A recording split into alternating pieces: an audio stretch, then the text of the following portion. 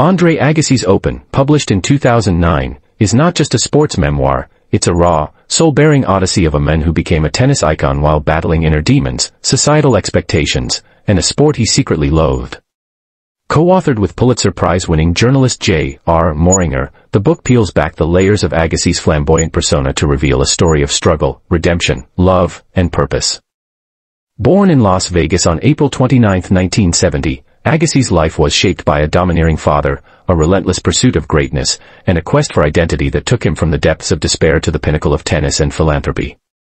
This is the true story of Andre Agassi, told with the intensity of a Grand Slam final and the intimacy of a heartfelt confession.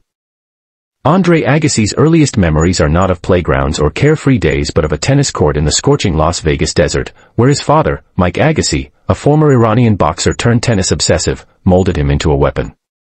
Mike, who had fled Iran and worked as a casino worker, saw tennis as his ticket to the American dream, not for himself, but for his youngest son. From age 3, Andre was tethered to a tennis racket, hitting balls from a modified machine dubbed the Dragon that spat out thousands of balls daily. By 7, he was practicing for hours, facing up to 2,500 balls a day, nearly $1 million a year. "Every ball I send flying is a debt repaid to my father," Agassi writes, capturing the weight of his father's expectations. Mike's methods were brutal, yelling, berating, and occasionally throwing punches when Andre faltered. The court was Andre's battlefield, a place of no escape, no hiding from mistakes. He describes the loneliness of those early years, the panic that gripped him as he swung at endless balls, knowing one misstep could unleash his father's wrath. Yet, he never doubted Mike's love, only its suffocating intensity. "I wish he'd loved me differently," Agassi reflects, a sentiment that echoes through his life. At 13, Andre was sent to the Bollettieri Tennis Academy in Florida, a move he likens to being exiled. The academy, run by the legendary coach Nick Bollettieri, was a pressure cooker, a glorified prison camp, with relentless drills and no room for individuality. A ninth-grade dropout, Andre felt like an outsider, his education sacrificed for tennis. He rebelled with his now iconic style, neon shirts, denim shorts, frosted mullet, a wig, he later revealed, to hide his premature balding at 19, and a defiant attitude. The media loved the "image is everything" persona, but it masked a young man lost in a world he didn't choose. "I'm playing a sport I hate," he confesses in Open, a revelation that shocked fans who saw only the charismatic showman. Agassi's talent was undeniable. By 1986, at 16, he turned pro, his powerful baseline game and lightning-fast return setting him apart. Yet, early success was elusive. He lost 3 Grand Slam finals, 1990 French Open, 1990 US Open, and 1991 French Open, each defeat chipping away at his confidence. Critics called him a talented underachiever, a label that stung. In 1992, at 22, he stunned the tennis world by winning Wimbledon, defeating Goran Ivanišević in a 5-set thriller.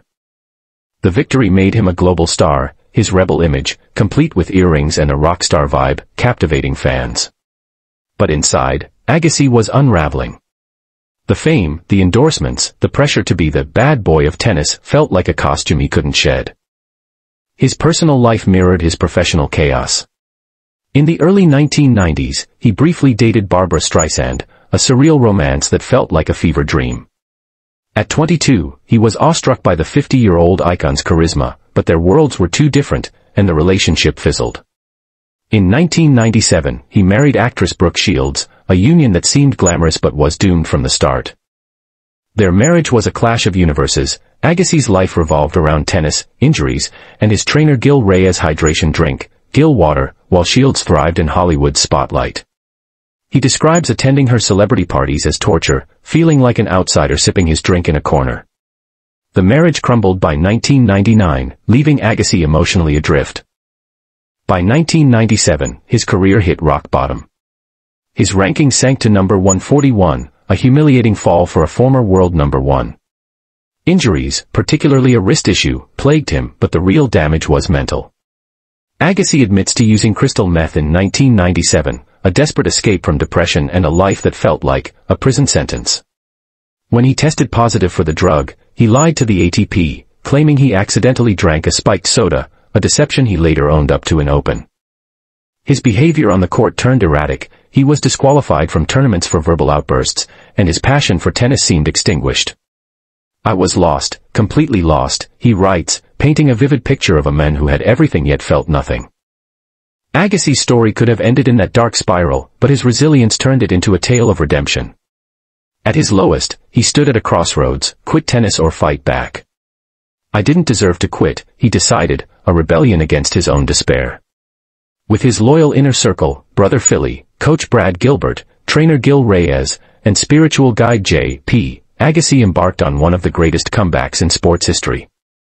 He started from scratch, playing challenger tournaments, the minor leagues of tennis, where he faced younger, hungrier players in front of sparse crowds. Each win rebuilt his confidence, brick by brick. In 1999, at 29, he achieved the unthinkable, winning the French Open, a title that had eluded him. Down 2 sets to Andre Medvedev, Agassi clawed back, his grit and ground strokes electrifying the Paris crowd. The victory completed his career Grand Slam, making him the 5th man in history to win all 4 majors: Australian Open, French Open, Wimbledon, US Open, and the first to do so on 3 different surfaces: clay, grass, hard courts. "I felt like I'd finally chosen my life," he writes, a moment of triumph that transcended tennis. The comeback didn't stop there. Agassi won the US Open in 1999, the Australian Open in 2000, 2001, and 2003, and reclaimed the world #1 ranking in 2003 at 33, the oldest man to do so. His rivalry with Pete Sampras, marked by epic battles like the 1995 US Open final and 1999 Wimbledon, defined an era. Despite a deteriorating spine that caused excruciating pain, sometimes forcing him to crawl to the bathroom, Agassi played with ferocity, inspired by his newfound purpose, using his success to fund his philanthropy. Agassi's romantic journey is as compelling as his tennis career, a search for a partner who could understand his soul. His fling with Barbra Streisand in 1992 was a whirlwind. Agassi, barely out of his teens, was starstruck by the legendary singer. They bonded over shared vulnerabilities, but the relationship was fleeting, a footnote in his chaotic early years. His marriage to Brooke Shields, 1997 to 1999, was a high-profile disaster. Agassi felt alienated in her world of red carpets and paparazzi, while Shields struggled with his single-minded focus on tennis. He recalls spending their honeymoon nursing injuries and chugging Gill water, a far cry from romantic bliss. The divorce was painful but necessary, a step toward finding himself. Then came Steffi Graf, the love of his life.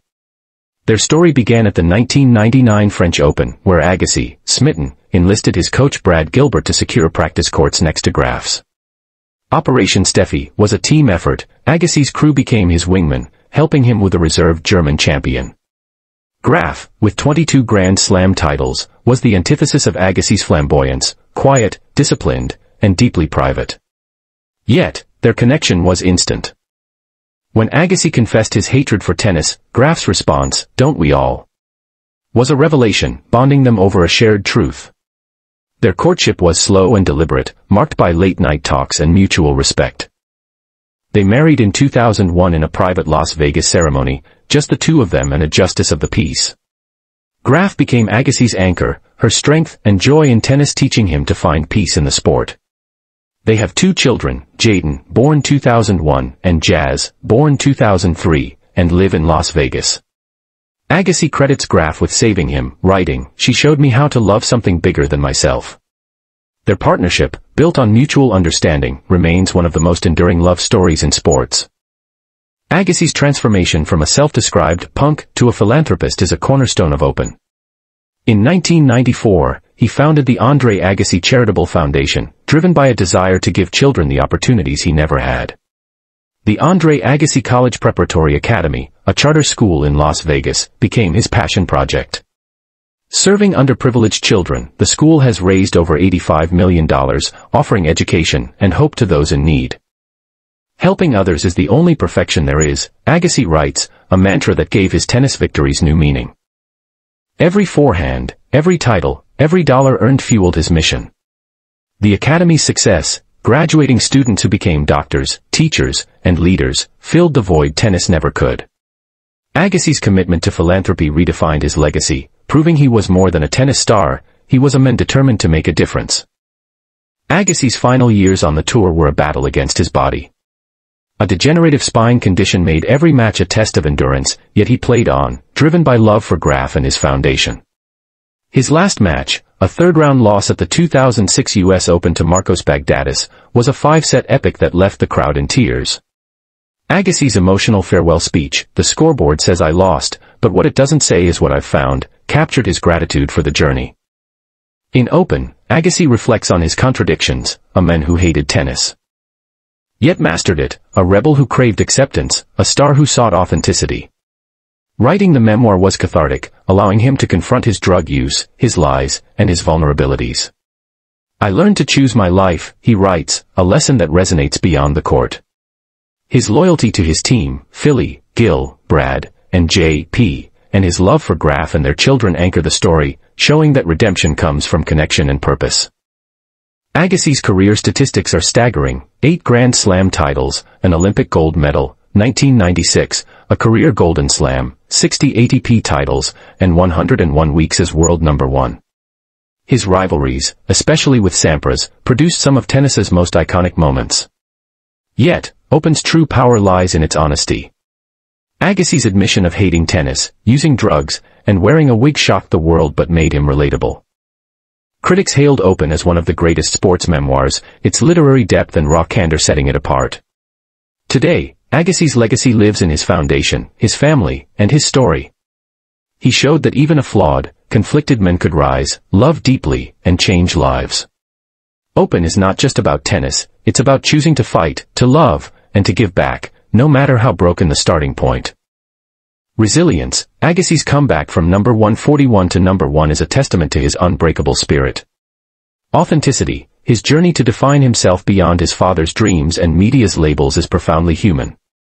Love, Graf's influence gave him peace, showing that love can heal even the deepest wounds. Purpose, philanthropy transformed tennis from a burden to a vehicle for change. Choice, even if it's not your ideal life, you can always choose it, Agassi writes, a philosophy that guided his redemption. Andre Agassi's story in Open is a roller coaster of triumphs and failures, a saga of a boy forced into a sport he hated, a man who fell and rose again, and a husband and father who found his true calling. It's a story that grips you, breaks you, and inspires you to keep swinging, no matter the score. If this story touched your heart, then like the video, leave a comment, and share it with someone who's still searching for their real game in life. And if you want more stories like this, raw, honest, and life-changing, then hit subscribe to Books Unfold. Because these aren't just stories, they're the paths to winning at life. Be open. Be real. And just play your game.